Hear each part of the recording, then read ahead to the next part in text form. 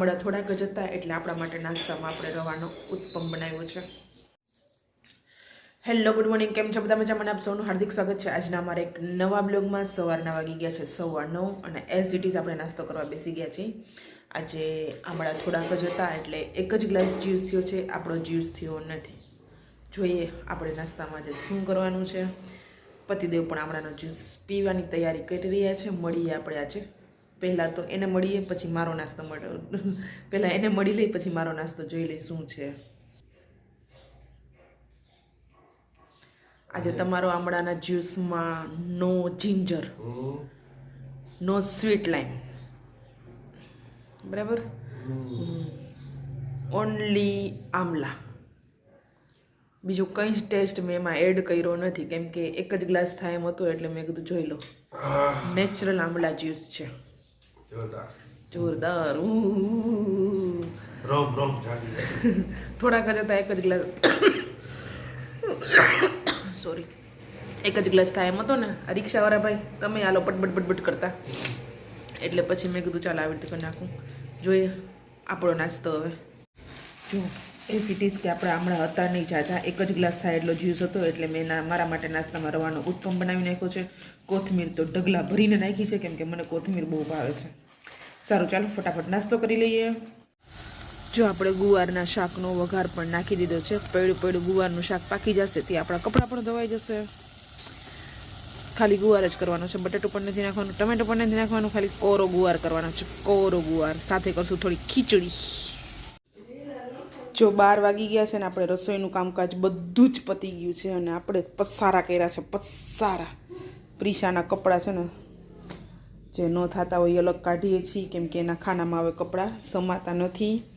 એટલે જે રાખવા જેવા હોય એટલા રાખશું, જે નહીં રાખવા જેવા હોય એ બધા દઈ દેશું. પસારો કરીને બેઠી છું.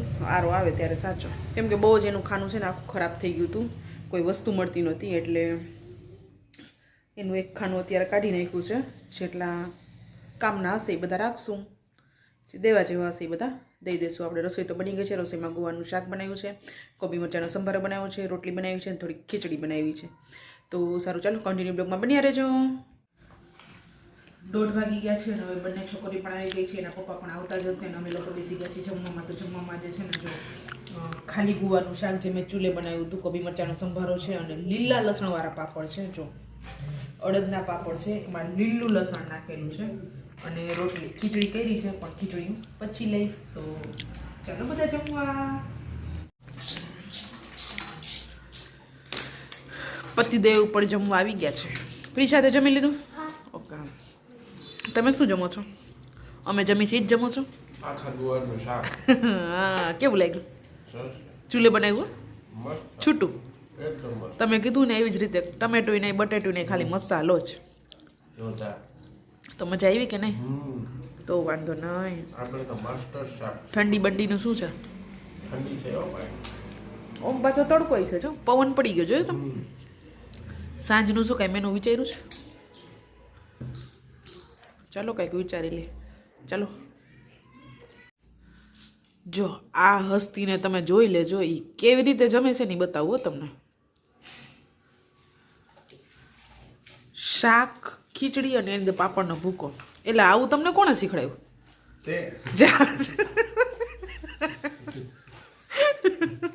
પેલા છે ને મને છે ને આવી જ રીતે ખાવાની ટેવ. પેલા હું ખાતી ને તો મને શું કે ખબર, આવા શું કોદા કરતી હશે ને હવે પોતે ખાય છે આવા કોદા.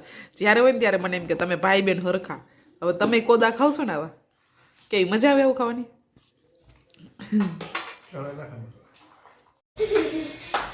છે કોઈના ઘરમાં આવા નમૂના છે, અમારા ઘરમાં જો. અને એ બેડ ઉપર રોટી ટોળા રમાય છે. આવા છે છોકરાઓ અમારા. જો બપોરના વાગી ગયા છે 2 અને આપણે બધાએ જમી લીધું છે, બધું કામ પણ થઈ ગયું છે અને પ્રિશાની ફ્રેન્ડ આવી છે. પ્રિશાની ફ્રેન્ડ તું શું કરવા આવી છો?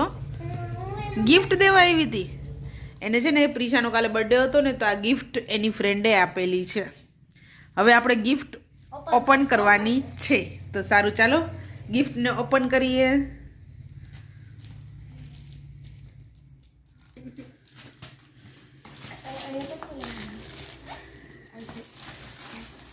આ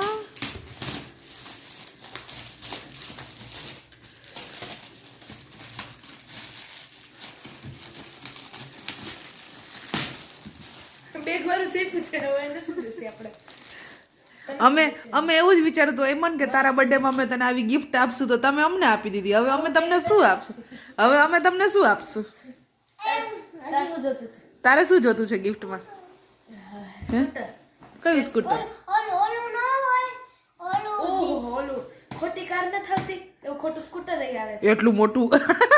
આવી કઈ ગિફ્ટ કે બાર્બી સેટ છે દે એના એમથી ઓપનિંગ કરો. બર્થડે કોકનો હતો? અરે આપણે શું પણ કરતા ને એ તો શીખી જાય. ઉભેર જ જાય છે બાકી એ આંગળીમાં લાગે નહીં હો, એની હાથ બેટા દૂર રખાવજો. છે કેટલી સરસ.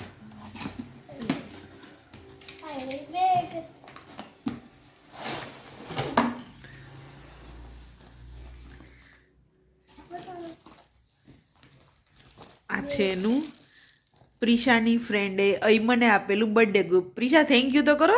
Thank you welcome. હવે તને શું લઈ દઉં માં? મારે બાર્બી સેટ જોતો છે. બાર્બી સેટ જોતો છે? હાલો તો બાર્બી સેટ સરસ ક્યાંક ગોતી દઈશ ને. આવું છે